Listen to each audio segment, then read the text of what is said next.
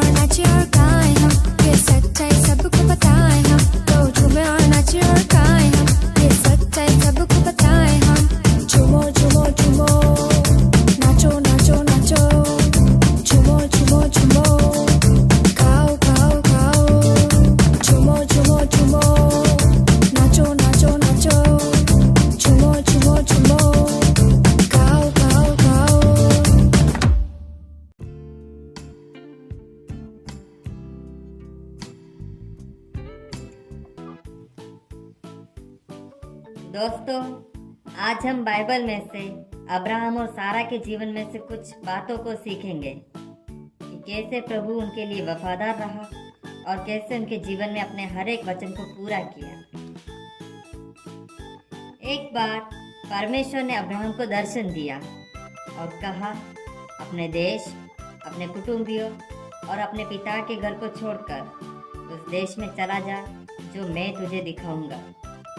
मैं तुझसे एक बड़ी जाति बनाऊंगा, तुझे आशीष दूंगा, तेरा नाम महान करूंगा और तू आशीष का मूल होगा।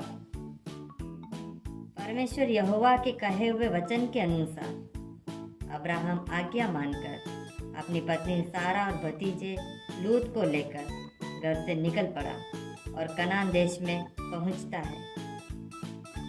एक बार अब्राहम कड़ी धूप के समय तंबू के द्वार पर बैठा हुआ था। तब यहोवा ने उसे दर्शन दिया।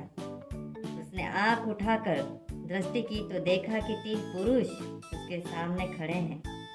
तो वह उनसे भेंट करने के लिए तंबू के द्वार से दौड़ा और भूमि पर गिरकर दंडवत कर कहने लगा, हे प्रभु, यदि मुझ पर तेरे अनुग्रह की दृष्टि है तो मैं विनती करता हूँ कि अपने दास के पास से चले न जाना।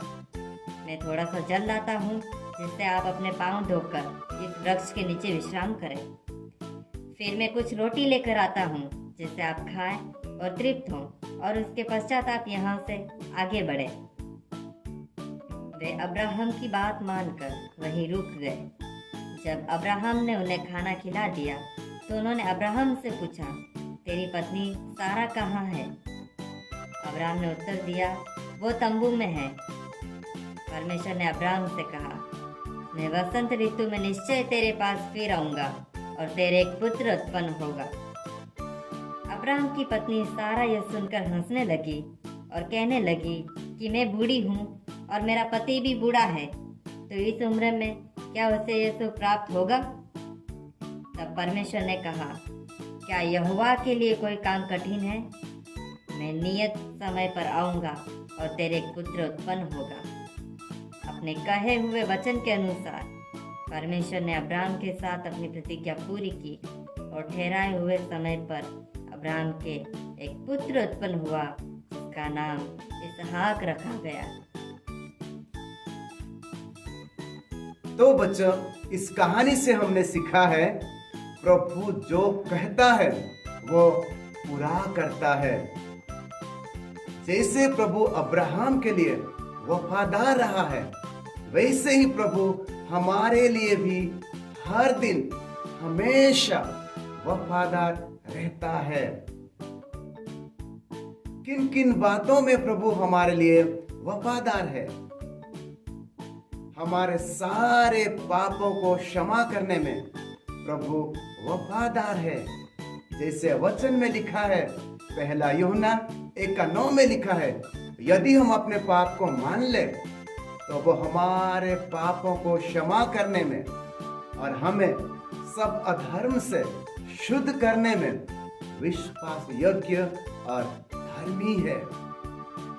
हर दिन हम कुछ ना कुछ गलत कर लेते हैं, लेकिन हमारा प्रभु प्रेमी परमेश्वर है, वो हमें माफ करता है। वो हमारा वफादार परमेश्वर है। हमारी सारी जरूरतों को पूरा करने में प्रभु वफादार है। जैसे वचन में लिखा है, फिलिपियों 4:19 में लिखा है, और मेरा परमेश्वर भी अपने उस धन के अनुसार जो महिमा सहित मसीह यीशु में है, तुम्हारी हर एक घटी को पूरी करेगा। हर दिन प्रभु हमारी जरूरतों को पूरा करता है। समय पर प्रभु हमारे लिए प्रबंध करता है, क्योंकि वो वफादार है। प्रभु हमेशा हमारे साथ में रहने में वफादार है। जैसे प्रभु ने वादा किया है, मैं तुम्हें नहीं छोड़ूंगा, मैं तुम्हें नहीं त्यागूंगा, युग के अंत तक मैं तुम्हारे साथ रहूंगा। और हमारा प्रभु इमानुएल है, हमारे साथ में रहने वाला परमेश्वर है। हर दिन हर समय हमेशा प्रभु हमारे साथ साथ रहता है, क्योंकि वह वफादार परमेश्वर है। प्रभु हमारे प्रार्थना का जवाब देने में वफादार है। विश्वास से जो कुछ भी हम प्रभु से मांग लेते हैं, प्रभु हमें देता है, क्योंकि वो वफादार परमेश्वर है। प्रभु हमें प्रेम करने में वफादार है। हमेशा प्रभु हमें प्रेम करता है। हम जैसे भी है, प्रभु हमेशा हमें प्रेम करता है। प्रभु हमें संभालने में वफादार है। हर दिन प्रभु हमें संभालता है। प्रभु हमें सुरक्षा देने में वफादार है। हर दिन प्रभु हमें सुरक्षा देता है, हमें बचाता है, हमें छुड़ाता है। प्रभु हमें बीमारियों से चंगा करने में वफादार है। प्रभु हमें चंगा करता है। वो वफादार परमेश्वर है, इसलिए हम आज मिलके प्रभु को धन्य कहना चाहिए, हमें धन्यवाद देना चाहिए, क्योंकि प्रभु हमारे लिए वफादार है। तो बच्चों, आज हमने सीखा कि प्रभु हमारे प्रति वफादार हैं। अब्राहम के जीवन से जैसे हमने सीखा कि कैसे परमेश्वर ने उसके प्रति अपने वफादारी को दिखाया, जो अब्राहम के लिए बोला था वो उसने पूरा किया। और उतना ही नहीं, हमने देखा कि हमारे जीवन के लिए भी परमेश्वर वफादार है। साल भर परमेश्वर ने हमें संभाला। इस लॉकडाउन के समय में परमेश्वर ने हमें सुरक्षित रखा। इस भयंकर बीमारी से भी हमें बचा के रखा। स्कूल बंद थे, लेकिन फिर भी पढ़ाई के लिए हमें मौका दिया, हमें अवसर दिया, उन रास्तों को खोला। प्रभु की संगति में बने रहने के लिए भी परमेश्वर ने हमारे लिए रास्ते खोले, हमारे लिए वफादार रहा। और सचमुच में प्रभु की संगति में बने रहने का एक अनुग्रह हमारे जीवन में दिया। हमने पिछले दिनों में कई लोगों के लिए प्रार्थना किया और परमेश्वर ने उसका उत्तर देकर अपनी वफादारी को दिखाया। तो क्या ये नहीं बनता है कि हम उस परमेश्वर के कार्यों के लिए, उस वफादारी के लिए जो उसने हमारे प्रति प्रेम दिखाया, उसके लिए हमें धन्यवादी होना है? बिल्कुल होना है। अगर हमें कोई एक गिफ्ट देता है तो हम उसे धन्यवाद देते हैं, है ना बच्चों?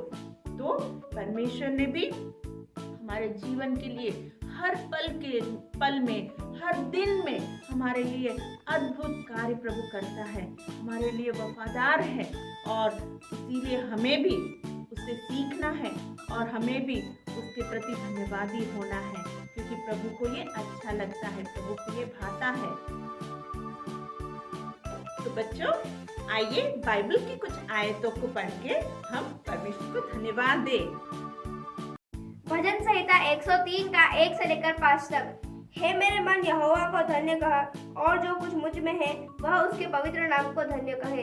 हे मेरे मन, यहोवा को धन्य कह, और उसके किसी उपकार को न भूलना। वही तो तेरे सब अधर्म को क्षमा करता और तेरे सब रोगों को चंगा करता है।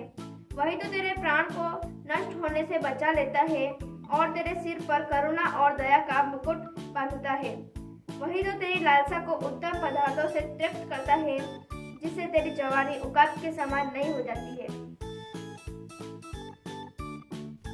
भजन संहिता 136 का 1, 2, 3 और 4। यहोवा का धन्यवाद करो, क्योंकि वह भला है और उसकी करुणा सदा की है। जो ईश्वरों का परमेश्वर है, उसका धन्यवाद करो, उसकी करुणा सदा की है। जो प्रभुओं का प्रभु है, उसका धन्यवाद करो, उसकी करुणा सदा की है। उसको छोड़कर कोई बड़े बड़े आश्चर्य काम नहीं करता, उसकी करुणा सदा की है। तो आइए हम सब मिलकर इस आयत को याद करें। पहला थिस्सलुनीकियों 5 अध्याय 16, 17 और 18। इसमें ये लिखा है कि सदा आनंदित रहो, निरंतर प्रार्थना में लगे रहो, हर बात में धन्यवाद करो, क्योंकि तुम्हारे लिए मसीह यीशु में परमेश्वर की यही इच्छा है। क्या आप सब मेरे साथ एक और बार बोलेंगे? पहला थिस्सलुनीकियों 5 अध्याय 16, 17 और 18। इसमें यह लिखा है कि सदा आनंदित रहो, निरंतर प्रार्थना में लगे रहो, हर बात में धन्यवाद करो, क्योंकि तुम्हारे लिए मसीह यीशु में परमेश्वर की यही इच्छा है। तो बच्चों, आज हमने सीखा कि प्रभु हमारे लिए वफादार है और इसीलिए हमें परमेश्वर को धन्यवाद देना है। तो क्या बच्चों, आप मुझे बताएंगे कि आप किन किन विषयों के लिए प्रभु को धन्यवाद देंगे? मेरे पास एक लिस्ट है प्रभु को धन्यवाद देने के लिए। प्रभु ने हमें जीवित रखा और पूरे साल संभाल के रखा, इसके लिए मैं प्रभु को धन्यवाद देता हूँ। हमारी स्कूल की पढ़ाई चलती रही और नहीं रुकी, इसके लिए मैं प्रभु को धन्यवाद देता हूँ। हमें हर दिन का भोजन और अन्य आवश्यक चीज़ें मिले, इसके लिए मैं प्रभु को धन्यवाद देता हूँ। हमारे माता पिता को संभाला, इसके लिए मैं प्रभु को धन्यवाद देता हूँ। हमें ऑनलाइन संडे स्कूल चलती रही और नहीं रुकी, इसके लिए भी मैं प्रभु को धन्यवाद देता हूँ। लॉकडाउन के बावजूद भी हमें प्रभु का वचन सुनने को मिला, इसके लिए मैं प्रभु को धन्यवाद देता हूँ। मैं प्रभु का धन्यवाद करता हूँ उसके प्रेम के लिए, अनुग्रह के लिए, भलाई के लिए और दया के लिए। मैं प्रभु का धन्यवाद देता हूँ। प्रभु ने मुझे साल भर संभाला और मेरी सारी जरूरतों को पूरा किया और मैंने जो भी प्रार्थना की उसको प्रभु ने सुना। तो बच्चों, आज हमने सीखा कि प्रभु हमारे प्रति वफादार है और हमें इसीलिए परमेश्वर को धन्यवाद देना है। कितना सुंदर विषय परमेश्वर के वचनों के द्वारा आज हमने सीखा है। तो आप हमेशा बच्चों ये याद रखें कि हमें हमेशा धन्यवाद देते रहना है छोटी छोटी बातों के लिए।